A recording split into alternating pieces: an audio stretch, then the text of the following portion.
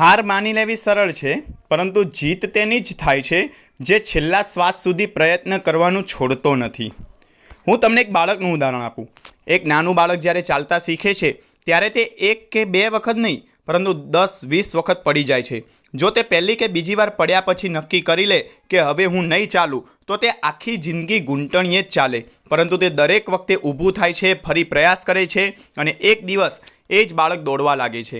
જીવનમાં પણ સફળતા એ જ લોકોને મળે છે જે પડીને ફરી ઊભા થવાનું જાણે છે. હું તમને એક વિદ્યાર્થીનું ઉદાહરણ આપું.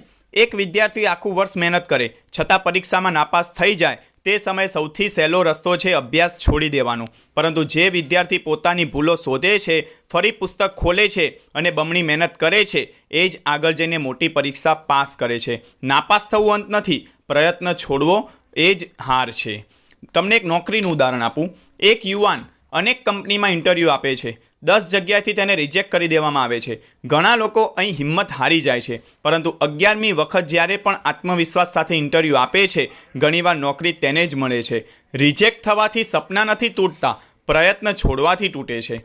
તમને એક વેપારીનું ઉદાહરણ આપું. ધંધામાં એક વખત મોટું નુકસાન થાય એટલે ઘણા લોકો દુકાન બંધ કરી દે છે, પરંતુ સાચો વેપારી નુકસાનમાંથી શીખે છે, પોતાની ભૂલો સુધારે છે અને ફરી શરૂઆત કરે છે.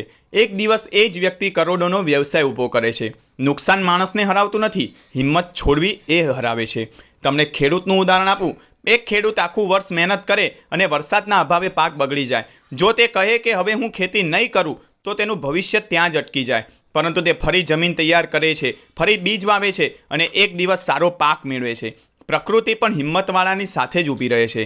તમને ખેલાડીનું ઉદાહરણ આપું. એક ખેલાડી વર્ષો સુધી પ્રેક્ટિસ કરે, છતાં એક મોટી મેચ હારી જાય તો જો તે મેદાન છોડી દે તો ક્યારેય ચેમ્પિયન ન બને. પરંતુ જે બીજા દિવસે ફરી પ્રેક્ટિસ શરૂ કરે છે, એ જ એક દિવસ દેશ માટે ટ્રોફી જીતીને લાવે છે. એક હાર તમારું ભવિષ્ય નક્કી કરતી નથી, તમારો આગામી પ્રયત્ન કરે છે. બીમારીનું ઉદાહરણ આપું. કોઈ એક વ્યક્તિ લાંબી બીમારીથી પીડાતો હોય ત્યારે શરીર કરતાં મન વધુ થાકી જાય છે. પરંતુ જે દર્દી ડૉક્ટરની સલાહ માને છે, દવા નિયમિત લે છે અને આશા જીવંત રાખે છે, તે ધીમે ધીમે સ્વસ્થ થાય છે. શરીરની સારવાર દવા કરે છે, પરંતુ મનની સારવાર હિંમત કરે છે. તમને એક યુવાનનું ઉદાહરણ આપું. ઘણા યુવાનો 1-2 નિષ્ફળતા પછી કહે છે કે મારાથી નહીં થાય, પરંતુ દુનિયામાં કોઈ પણ સફળ વ્યક્તિ એવી નથી જેને નિષ્ફળતા ન મળી હોય.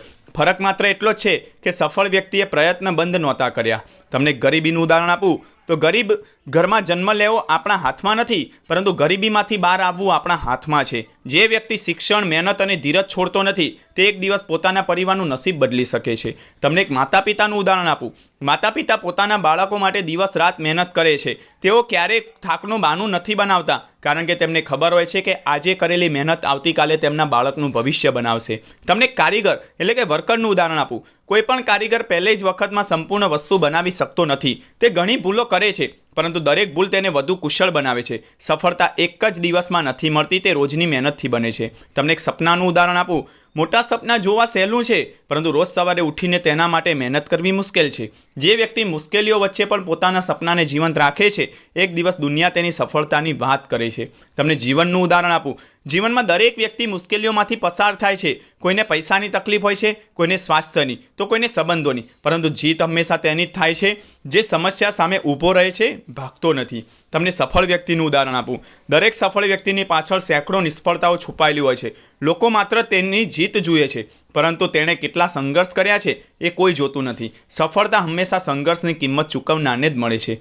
એટલે મિત્રો, ખાસ યાદ રાખજો કે હાર માનવી બહુ સરળ છે, પરંતુ છેલ્લો શ્વાસ સુધી લડનાર વ્યક્તિને દુનિયાની કોઈ તાકાત હરાવી શકતી નથી. જીત હંમેશા તેની જ થાય છે જે મુશ્કેલીઓ સામે હસીને કહે છે કે હજુ હું હાર્યો નથી, હજુ મારો પ્રયત્ન ચાલુ છે.